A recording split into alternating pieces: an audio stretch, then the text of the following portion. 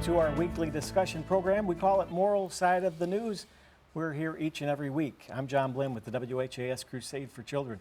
With me, as always, is a distinguished panel. Reverend Clay Calloway, West Louisville Ministers Coalition. Reverend Daniel Corrie Shull, Burnett Avenue Baptist Church. Rabbi Emerita Gaylia Rooks, the Temple, and Father John Stoltz, St. Aloysius Catholic Church. It happens Tuesday. Kentucky voters will choose their next and newest or incumbent governor, Andy Beshear, the incumbent, or Republican challenger, Daniel Cameron. Panel, non-presidential year elections tend to be a weaker voter turnout. So how do you encourage voters to get out and vote at the polls? And let's hear your thoughts about the governor's race. I received holding in hand something that came in the mail just yesterday. Well, this morning, but I got it out this morning. And it tells the whole story, regardless of the candidate you choose to vote for. And many candidates who are campaigning, with every campaign, you not only choose who you win, but also choose who you lose. You have to, as you write on certain groups, you write out and write off certain other groups. And I say that to say that I received certain publications, promotional information in western Louisville. I live in the Shawnee, Chickasaw area. In West Louisville, many people don't realize, is roughly about 60,000 people, roughly the size of Owensboro, Kentucky. So when you see a lot of information of one candidate and you see nothing of another candidate, then it's clear that that other candidate probably wrote that segment off. So you choose who you lose. And when you don't hear anything from them, that speaks volumes. It's not what they say, it's what they don't say. So the silence speaks volumes. And it's not always, speaking the language you want to hear, blah, blah, blah. That's it. But presence speaks a lot, says more than words ever could. So the campaign is pretty much taking the shape that many people believe. For example, I see a lot of Beshear, of course, information, but I have seen zero in Western Louisville of the other candidate. None. And so that speaks volumes. And it harkens unto, I remember the 2000 election with Al Gore and George W. And you can learn good lessons from bad examples. Al Gore, he made a fatal mistake, but he chose not to use anything or any information connecting himself to Bill Clinton. Bill Clinton was extremely popular, regardless of how you felt about the scandal. He was. He had an extreme amount of political capital still on the table. But Al Gore, he wanted to take the high ground and wanted to carve out his own identity, fine. But he was unable to harness the wind of the popularity of Bill Clinton. And I argue that he lost the race for that reason. He didn't get the momentum that he could have used. Now, unlike the candidate in Kentucky, Cameron, he saw a brand new, fresh campaign with connecting him to Donald Trump. Donald Trump making a fresh endorsement of Cameron. So at least Cameron is smart enough to recognize that there's still some harvest opportunity for the voter and popularity of Trump in Kentucky. So certain candidates, when it comes to politics, it has nothing to do with morality. It has all to do with winning and what will help you get across the line. And this campaign is really shaping up to be a very clear choice. There's no gray area, no middle ground. I think it's very clear who may represent your respective interests and what their positions are without having to wait till the 11th hour to decide whose position you feel is most worthy of your vote. I think it's really shaping it very clear in my opinion. Well, it always has been clear. I mean, the candidate that you're referring to has demonstrated time and time again that he is not concerned about marginalized communities within the Commonwealth, that the underserved, the oppressed, those who find themselves on the other side of justice, those communities are not in his purview of interest. You're referring to Cameron? I am. Cameron doesn't care anything about black people. or You probably. sound like any- Kanye West talking about George W. Bush. Kanye West is Ironically my enough, era. to be poetic. But I mean, he doesn't. And in a campaign where he would have done well to have made some overtures to the black community, being that he is a black American himself, it's disappointing that he is so thoroughly infected with the disease of white supremacy that he has not even reached out to the black community in any substantive way to present himself as a candidate. I think that's quite disappointing, and I think it lets us know the type of governor that he will be if he is elected. So I agree with you in my disappointment with the way he has totally ignored the black community, not only in Louisville but across the Commonwealth. But I think I would go further to say that we've got to remember that elections have consequences. I shudder to think if we did not have Andy Beshear as the governor over the last 4 years, particularly during the pandemic, COVID. what type of place this Commonwealth would have been. I am thankful for his leadership. It is a leadership, and I'm speaking of Andy Beshear, it is a leadership that seems to be infused with a moral awareness and a moral courage, where people are valued irrespective of politics, irrespective of ethnicity or economic strata. And so I guess I can say I support Andy Beshear. His economic policy, the way that he has contributed to workforce development in the Commonwealth has been noteworthy. But the way that he has gone the extra mile in the care of humanity, in the care of people, during COVID, during tornadoes, during floods, during the various catastrophes that we've seen over the course of the 4 years that he has served as governor, I think speaks well of him and commends him for another term. Yeah, I agree with everything you said. Not to minimize what you said about his Daniel Cameron's ignoring of the African American community to distance himself from that, which is just staggering to me. I just don't even pretend to understand that.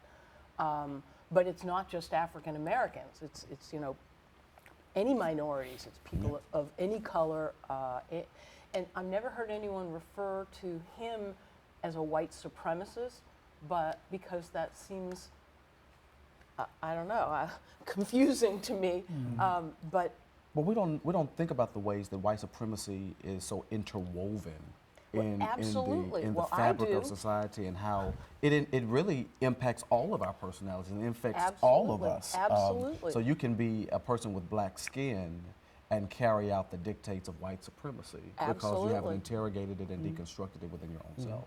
it's just hard to believe. On the other hand, I don't understand why the race is so close. It's surprising to me. Andy Beshear, I think, has been nothing short of heroic, especially during COVID. Yeah. I think that he obviously really, really cares about the people of Kentucky, not just Louisville and Lexington or Frankfort. And he's like the #1 popular governor in the entire country. And the idea that he could be voted out is also, just staggers the imagination. I don't know how that could happen. And you had asked, about midterm elections and everything. All I can say is every vote counts. Every single vote, and they are, I sound like a conspiracy theorist, they are putting new roadblocks in front of people in terms of voter IDs and what it takes to be able to vote, because, well, I won't go into that whole thing. But Daniel Cameron hitched his campaign wagon to the Make America Great Again. Right. And to Trump even after January 6th. Yes. No, even after 91 indictments. Yep. No, not January 6th. 91, count them. The only reason Indictments. I didn't say that is because an indictment is not a proof of guilt. Now with 91, I'm pretty sure some. I mean, Well, you 4 in couldn't get a federal job court at right now. McDonald's with that Right. rap sheet. Yeah. Yeah. I. Now that's a fact. And we're not talking conservative, so-called liberal politics. That's not the discussion. Right. We're talking about legal. We're talking about the facts, and we're talking about the difference between someone who is proven to be a statesman, and I make clear the difference between a politician and a statesman. Right. Politician only concerned about the next election. A statesman is concerned about the next generation. Right. Clear difference. And Bashir has distinguished himself as a statesman with the position he has taken routinely during the pandemic at great political risk. Yes, yes. It Often benefited. unpopular. It wasn't party benefits either way. He was benefiting the citizens of the Commonwealth of Kentucky, Yep. off the width and breadth of this state. Those who were victims with the hurricane, the tornadoes in the western part of the state, eastern part of the state. I mean, that tragedy crosses party lines. So it transcends politics when you are acting to preserve and save life.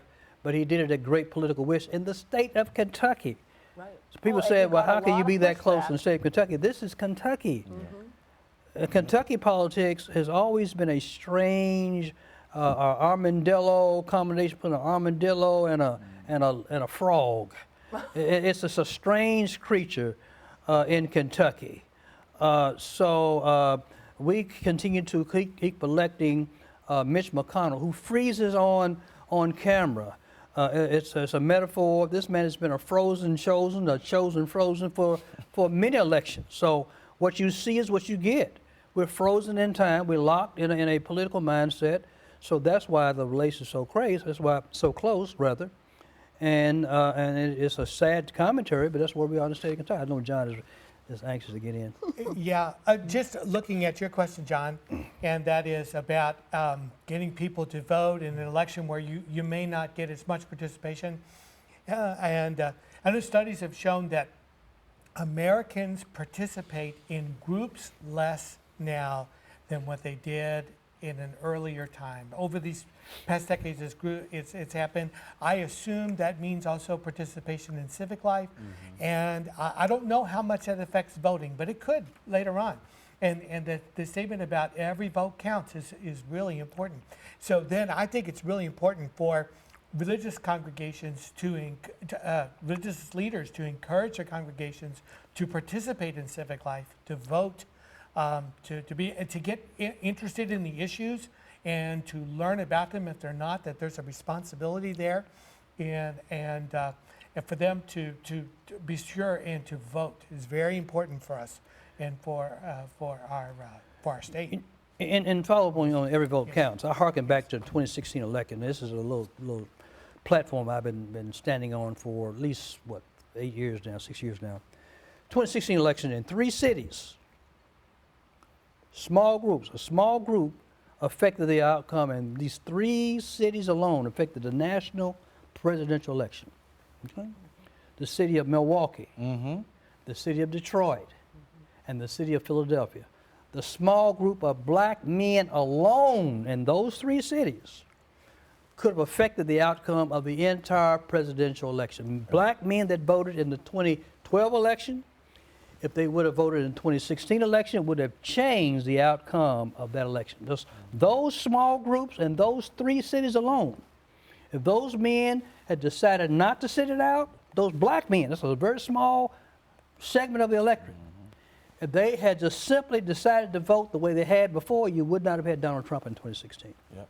And this election is even more important because we don't have the Electoral College in this Right, absolutely. in this Every vote counts. election for governor. It's more purely Every democratic. vote- Yeah, Every popular vote counts. Right. One man, one vote, and one woman, one votes, like they person. say in South Africa. And we really don't have a true democracy in the presidential anyway because Electoral College. That trains Rubik calculus there. But in every other election, then it's one person, one vote. So they all count. We'll find out Tuesday, soon enough. Thanks for watching and listening to Moral Side of the News. Our second topic today, the war in the Middle East rages on. And FBI Director Chris Wray has a warning to all of us. He says, quote, the ongoing war in the Middle East has raised the threat of an attack against Americans in the United States to a whole nother level, he said, end of quote. He says anti-Semitic threats in the U.S. have reached historic levels, and threats against Muslims have also increased. Panel, while the Hamas-Israel war is over there, it affects all of us. Rabbi? Well, I mean, there's no question, and it's not a laughing matter. I mean, I have, congregants, kids who are in college, sorry, not kids, young adults who are in college. One said, I don't wear my Jewish star anymore. I've always worn, she said, I got it for my bat mitzvah, and I always wear it. And, if I don't let it show anymore because, she's on a college campus and she's worried about it. And all different kinds of college campuses, and not just college campuses, synagogues and JCCs, and the difference between anti-Semitism and anti-Zionism, and people talk about it and banter it about back and forth. To me, it's pretty clear.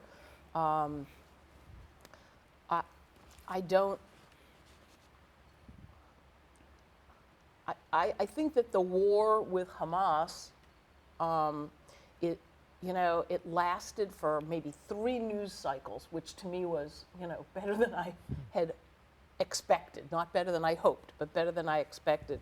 I thought that President Biden came out very strongly at the very beginning saying, this is barbaric, this is terrorism, and, this is democracy in the world hanging in the balance. And the rise in anti-Semitism is not only in America, it's all across Europe. But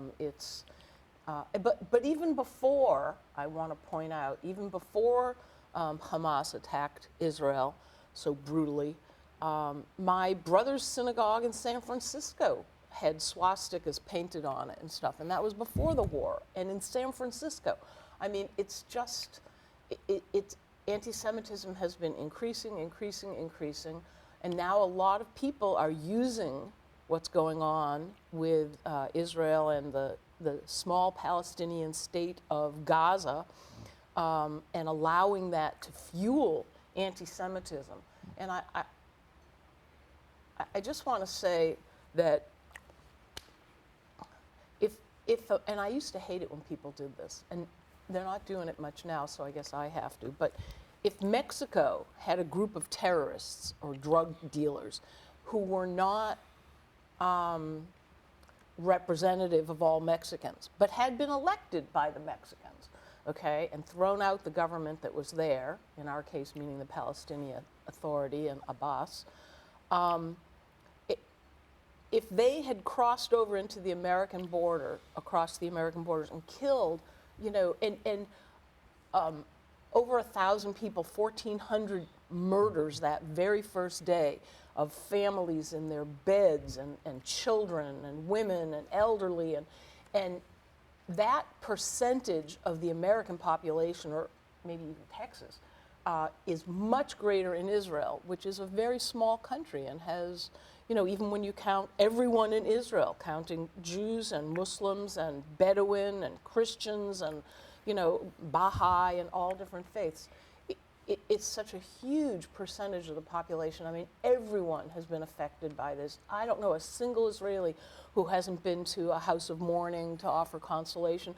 I know Israelis who, they have a friend, the entire family at Be'eri was massacred. And yet now people are saying, oh, well, Israel needs to stop. They need to, they're letting humanitarian aid in, but they're not going to let fuel in now because Hamas, they have proof of the stockpiles that Hamas has. It uses them for shooting off rockets to kill Israelis, indiscriminately, by the way, not necessarily Jews, Christian, Muslim, whatever. And they're trying, I totally believe that Israel is not trying to indiscriminately kill civilians. Are civilians dying? In horrifying numbers. There's no question. And I'm not justifying that at all. I don't believe in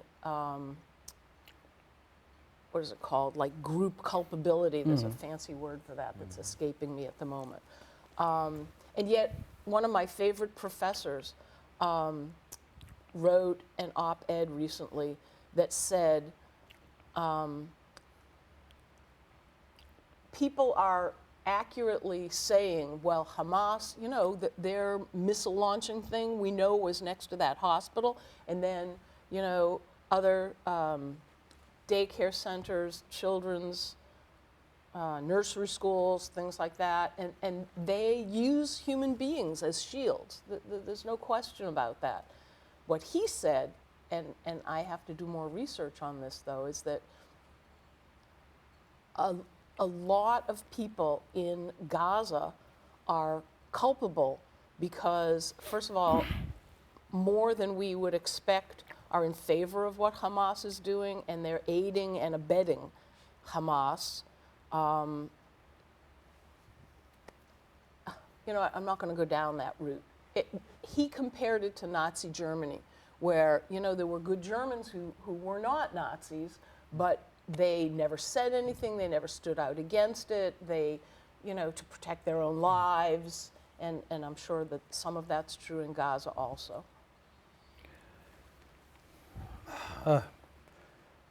It forces you to do some soul searching and some prayer to make sure your moral compass is right. And that first attack by the Hamas, the body count, how many people died at that account in that first attack? 1,400. Yeah, this is not a war that's taking place now. This is not a war. It's something else.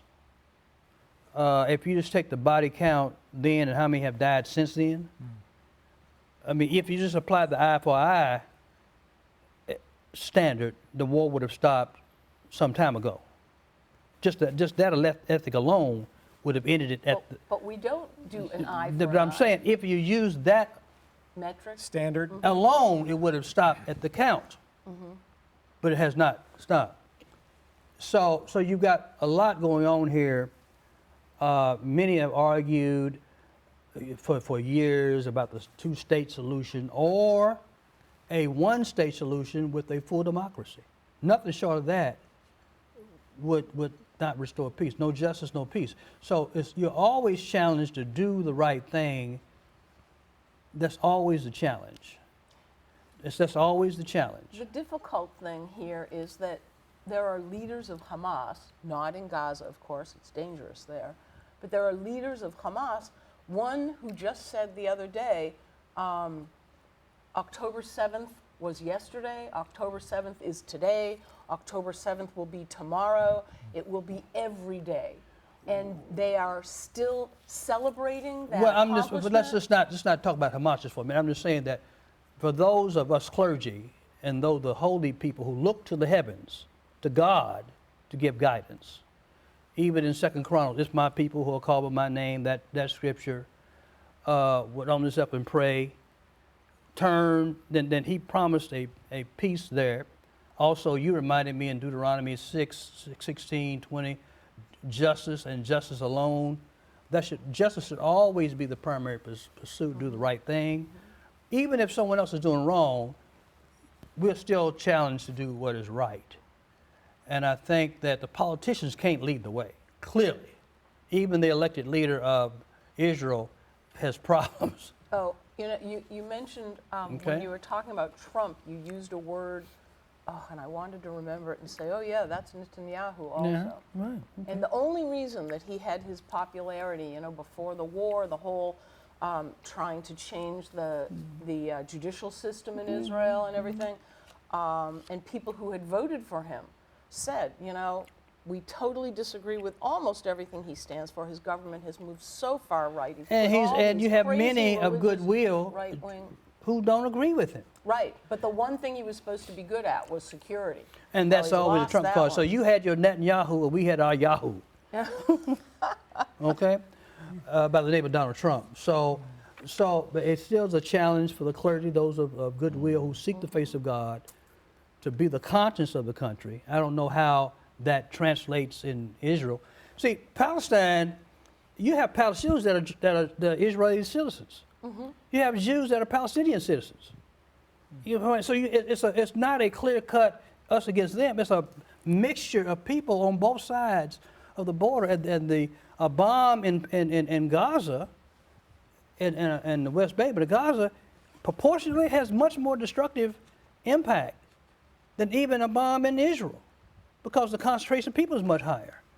So it's the only way out, I'm convinced, is to seek the guidance of God. I believe that God does still speak, and I believe that those that seek Him will hear from Him, and it's a challenge to establish some moral direction, just like Gandhi did in India.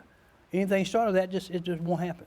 We've got 3 minutes left. Let you Along guys with those get in. theological notes, I mean, Yeah. just a simple thing of sin being contagious, and the terrorist act that happened on October 7th, it's just such an act of hatred.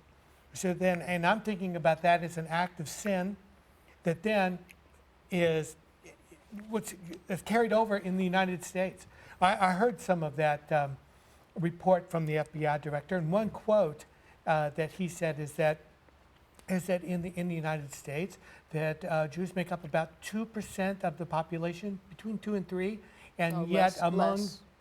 is less than that. But at least 50%, maybe 60% of the religious bigotry that happens in the United States happens to Jews.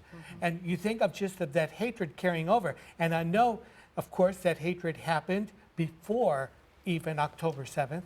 And yet it seems to be increasing right now because of the tensions that occur against Jews and also against Muslims.